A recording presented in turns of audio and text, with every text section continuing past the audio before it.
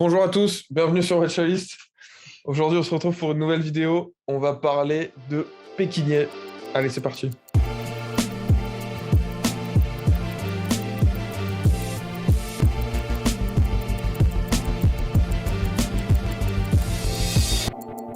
Bon bah les gars, aujourd'hui, on va parler de Pékinais. Et Ouais. du coup, je vais quand même présenter la marque en bref, même si je pense que vous la connaissez un peu. Parler du problème, parce que moi, il y a un problème pour moi chez Pékinais. Peut-être que pour vous, c'est pas un problème, on verra. On va le Un résoudre. exemple, un exemple qui, pour moi, est le témoignage de ce problème et quelques solutions que j'essaie d'apporter et on en discutera après tous ensemble. Allez, go. Allez.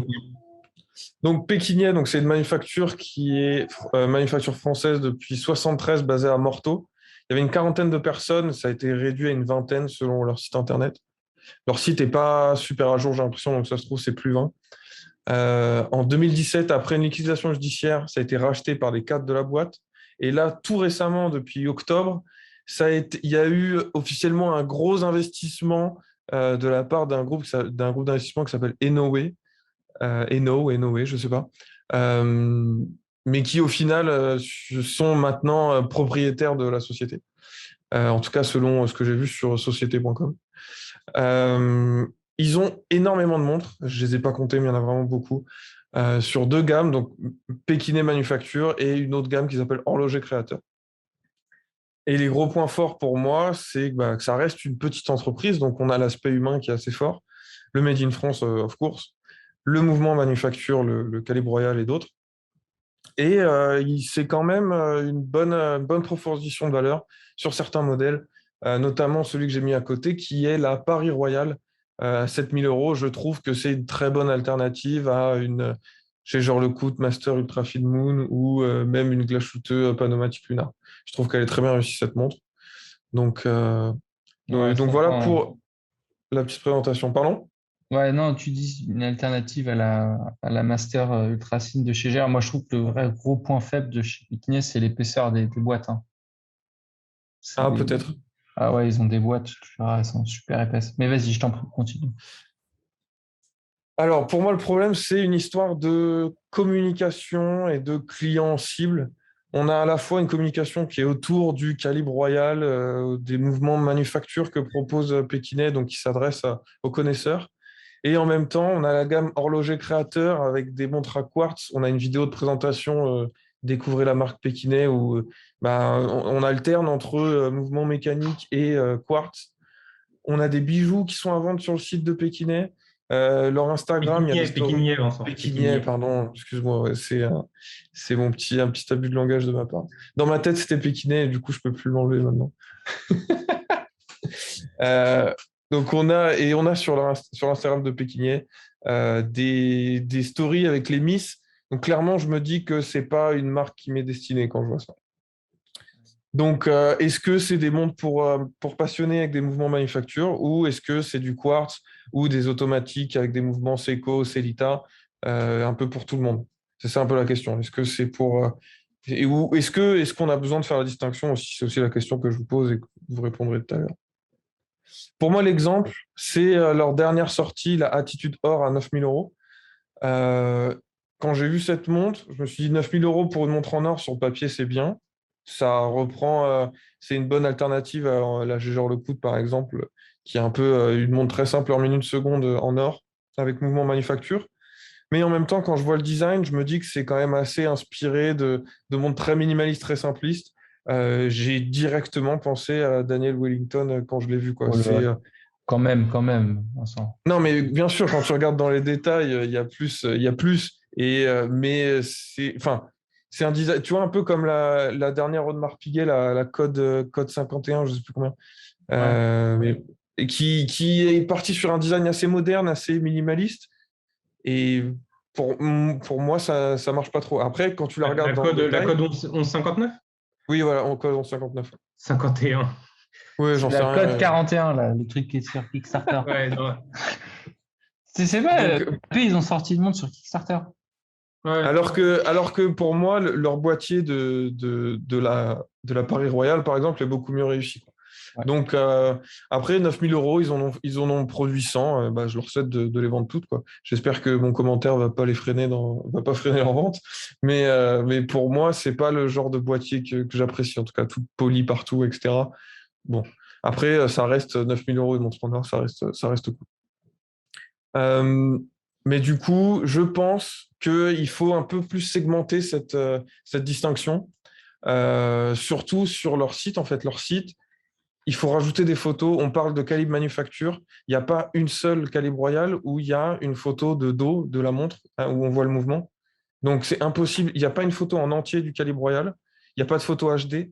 Donc, à un moment, vendre un calibre manufacture sans le montrer, c'est compliqué pour moi. Réduire aussi le nombre de royales, il y en a beaucoup. Il y a beaucoup de variations différentes. J'en ai sélectionné 4 là qui pour moi marchent. La version Saphir, la GMT, oui,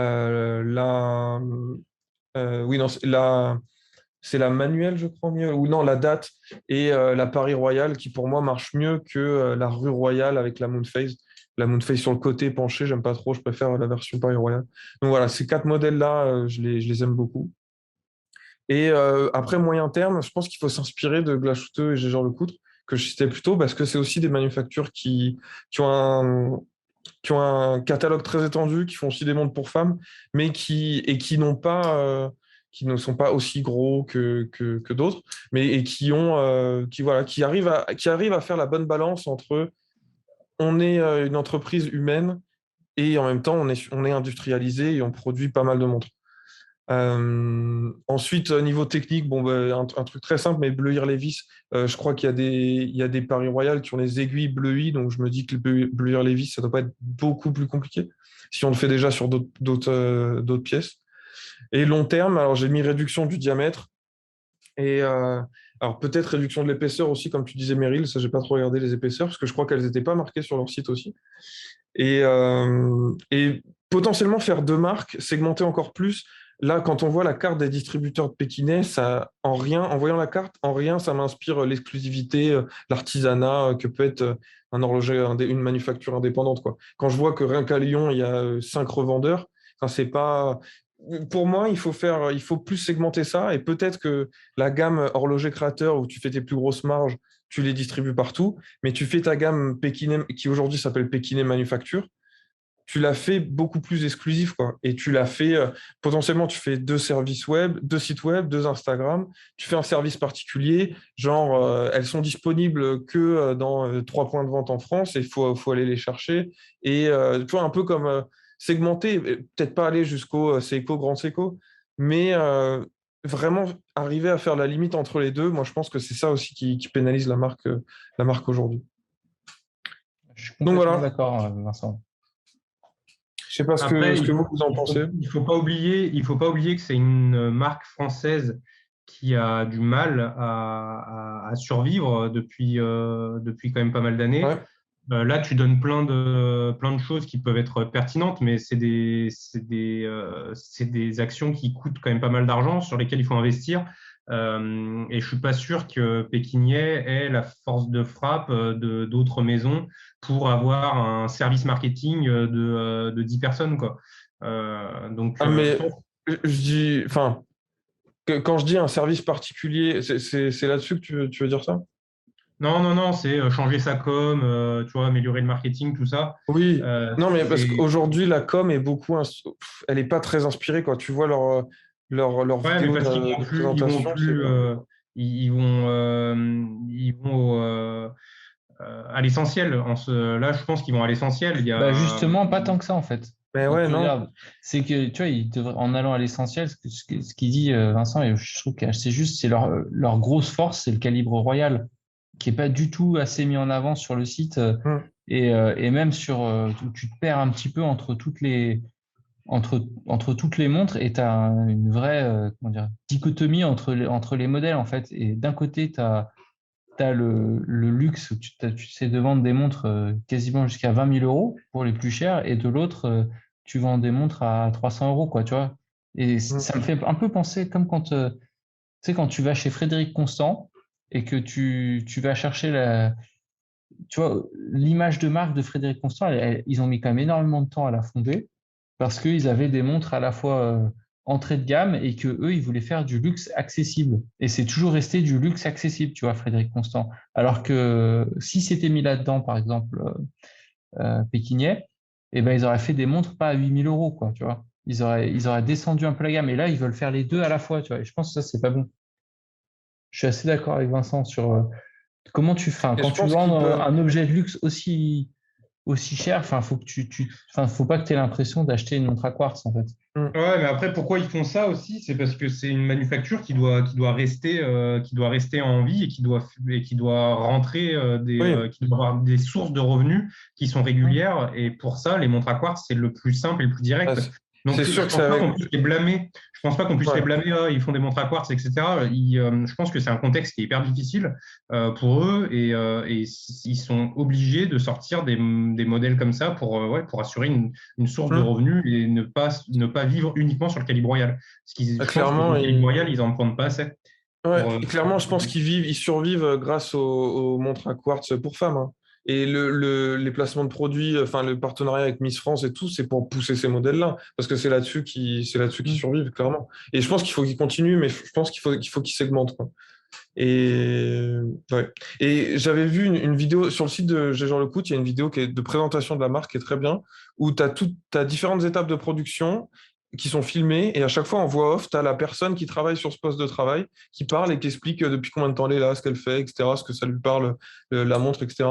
Et rien que ça, tu vois, c'est un truc que c'est assez facile à faire, tu vois, une petite vidéo comme ça, et ça met en avant le côté humain, même si le mec, chez Jean Lecout, il passe des dizaines de montres à la journée, tu vois. ouais, mais c'est facile à faire, mais ça coûte vite 10-20 000 balles. Hein. Si tu veux Oui, pas mais un après, son, si tu veux pas un son de salle de bain et des images toutes pourries, voilà. je fais ça en moyen terme, mais faire des photos, c'est pas grand-chose, quoi. Et Ouais. aujourd'hui, tu veux une photo du calibre royal, c'est dur. J'en ai trouvé une sur un article de Monochrome, mais pas sur le site de Pékinet, quoi.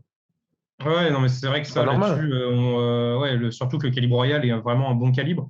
Ah ouais, ouais. Il faut quand même dire il faut quand même rappeler que Pékinais, c'est une des seules manufactures en France maintenant de Mm. mouvements français. Du coup, il y a Yema qui fait des mouvements français. Ils sont pas Novo, produits en France, hein. C'est sûr? ouais, Non, ils sont produits en Chine, c'est sûr. Ah ouais? ouais, mais Ils sont ouais, assemblés en France. Ils sont ouais, assemblés non, en mais c'est France. designé. Ils sont designés aussi. Enfin, Mm. ils sont créés en France. Ouais. Bref, donc oui, c'est une des seules manufactures qui fait 100% français, puisque Novo Parts avait fermé il y a 3-4 ans. Novo Parts fait des mouvements français, mais ils ont fermé leurs portes. Donc c'est quand même bien d'avoir des mouvements manufactures français qui perdurent, étant donné que c'est les seuls. C'est important de le rappeler. Et ouais, je pense que c'est difficile pour eux parce qu'ils n'ont Ouais, de ouf. ils n'ont pas l'aspect, ils jouissent pas de l'aspect du nom déjà. Ils n'ont pas un nom qui parle beaucoup à quelqu'un qui s'y intéresse à l'horlogerie, mais qui connaît pas trop quoi. Euh, Quelqu'un qui s'y intéresse et qui connaît pas trop, il va tout de suite aller vers du suisse. Pékinais, il faut quand même voilà, avoir plongé un peu plus dans le détail dans ce qui se fait dans l'horlogerie. Il faut chercher, quoi. Mm. Donc, je pense que c'est pas évident pour eux déjà de se faire connaître et de déclencher un achat chez un potentiel acheteur. Mm. Donc ça, ouais, c'est sûr, c'est pas évident. Et ouais, c'est sûr tu peux dire oui, il faut faire ci, il faut faire ça. Ça coûte quand même beaucoup d'argent. Aujourd'hui, est-ce qu'ils peuvent mettre 10, 20, 30 000 balles dans des actions de com? Je sais pas. Non, mais réduire le nombre de modèles, ça coûte rien, hein. T'en Oui, gagnes de l'argent même, hein. ouais. Parce que tu as beaucoup de modèles qui se recoupent, hein. Mm. T'as, enfin, ouais, t'as beaucoup de modèles qui se recoupent, quoi. À un moment, c'est un peu trop, quoi. Ça dessert ta marque. Parce qu'au final, tu veux faire. Alors, ils ont des montres de plongée, etc. Et c'est très bien qu'ils aient une gamme sport.